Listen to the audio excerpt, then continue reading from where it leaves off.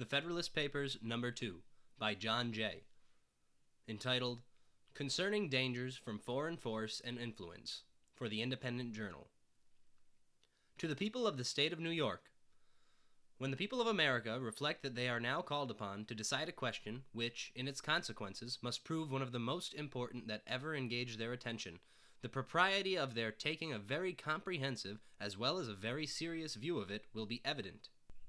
Nothing is more certain than the indispensable necessity of government, and it is equally undeniable that whenever and however it is instituted, the people must cede to it some of their natural rights in order to vest it with requisite powers. It is well worthy of consideration, therefore, whether it would conduce more to the interest of the people of America that they should, to all general purposes, be one nation under one federal government, or that they should divide themselves into separate confederacies, and give to the head of each the same kind of powers which they are advised to place in one national government. It has until lately been a received and uncontradicted opinion that the prosperity of the people of America depended on their continuing firmly united, and the wishes, prayers, and efforts of our best and wisest citizens have been constantly directed to that object. But politicians now appear who insist that this opinion is erroneous, and that instead of looking for safety and happiness in union, we ought to seek it in a division of the states into distinct confederacies or sovereignties. However extraordinary this new doctrine may appear, it nevertheless has its advocates, and certain characters who were much opposed to it formerly are at present of the number.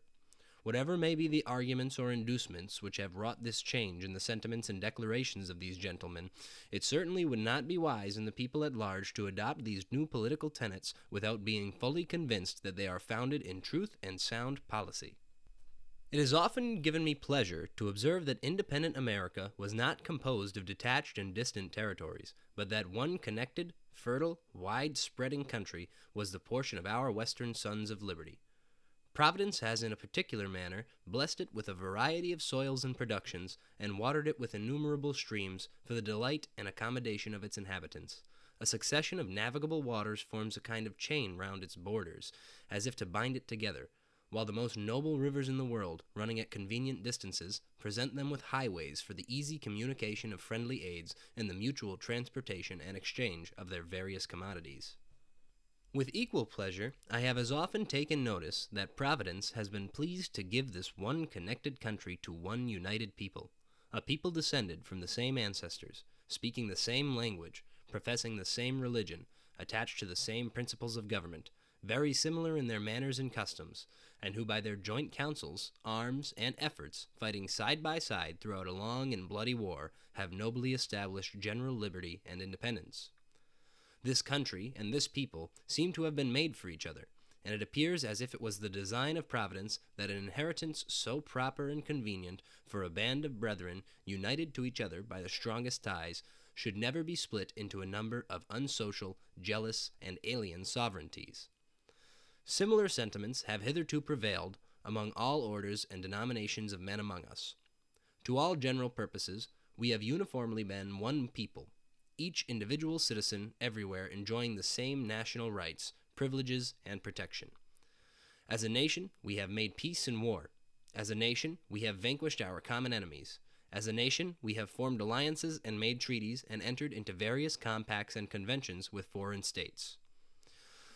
A strong sense of the value and blessings of union induced the people, at a very early period, to institute a federal government to preserve and perpetuate it.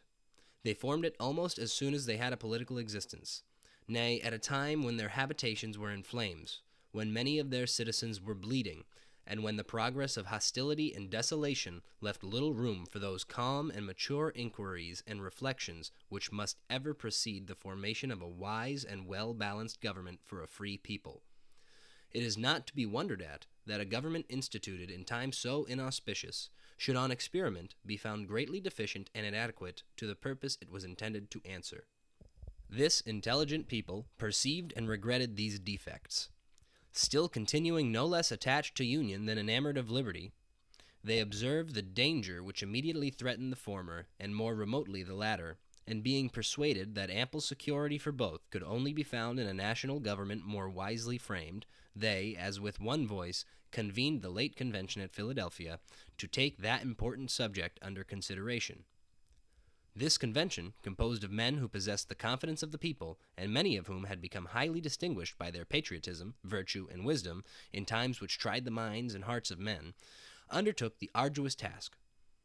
In the mild season of peace, with minds unoccupied by other subjects, they passed many months in cool, uninterrupted, and daily consultation, and finally, without having been awed by power or influenced by any passions except love for their country, they presented and recommended to the people the plan produced by their joint and very unanimous councils. Admit, for so is the fact, that this plan is only recommended, not imposed. Yet let it be remembered that it is neither recommended to blind approbation nor to blind reprobation, but to that sedate and candid consideration which the magnitude and importance of the subject demand, and which it certainly ought to receive. But this, as was remarked in the foregoing number of this paper, is more to be wished than expected, that it may be so considered and examined. Experience on a former occasion teaches us not to be too sanguine in such hopes.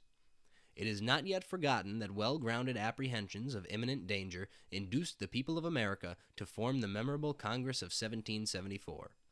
That body recommended certain measures to their constituents, and the event proved their wisdom. Yet it is fresh in our memories how soon the press began to teem with pamphlets and weekly papers against those very measures. Not only many of the officers of government who obeyed the dictates of personal interest, but others from a mistaken estimate of consequences, or the undue influence of former attachments, or whose ambition, aimed at objects which did not correspond with the public good, were indefatigable in their efforts to persuade the people to reject the advice of that patriotic Congress.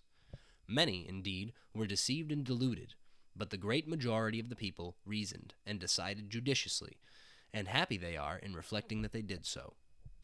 They considered that the Congress was composed of many wise and experienced men, that, being convened from different parts of the country, they brought with them and communicated to each other a variety of useful information, that, in the course of time they passed together in inquiring into and discussing the true interests of their country, they must have acquired very accurate knowledge on that head, that they were individually interested in the public liberty and prosperity, and therefore that it was not less their inclination than their duty to recommend only such measures as, after the most mature deliberation, they really thought prudent and advisable. These and similar considerations then induced the people to rely greatly on the judgment and integrity of the Congress, and they took their advice, notwithstanding the various arts and endeavors used to deter them from it. But if the people at large had reason to confide in the men of that Congress, few of whom had been fully tried or generally known, still greater reason have they now to respect the judgment and advice of the Convention, for it is well known that some of the most distinguished members of that Congress, who have been since tried and justly approved for patriotism and abilities, and who have grown old in acquiring political information, were also members of this Convention, and carried into it their accumulated knowledge and experience. It is worthy of remark that not only the first, but every succeeding Congress, as well as the late Convention, have invariably joined with the people in thinking that the prosperity of America depended on its union. To preserve and perpetuate it was the great object of the people in forming that Convention, and it is also the great object of the plan which the Convention has advised them to adopt. With that propriety, therefore, or for what good purposes, are attempts at this particular period made by some men to depreciate the importance of the Union? Or why is it suggested that 3 or 4 confederacies would be better than one? I am persuaded in my own mind that the people have always thought right on this subject, and that their universal and uniform attachment to the cause of the Union rests on great and weighty reasons, which I shall endeavor to develop and explain in some ensuing papers. They who promote the idea of substituting a number of distinct confederacies in the room of the plan of the Convention seem clearly to foresee that the rejection of it would put the continuance of the Union in the utmost jeopardy. That certainly would be the case, and I sincerely wish that it may be as clearly foreseen by every good citizen, that whenever the dissolution of the Union arrives, America will have reason to exclaim, in the words of the poet, "Farewell, a long farewell to all my greatness." Signed, Publius.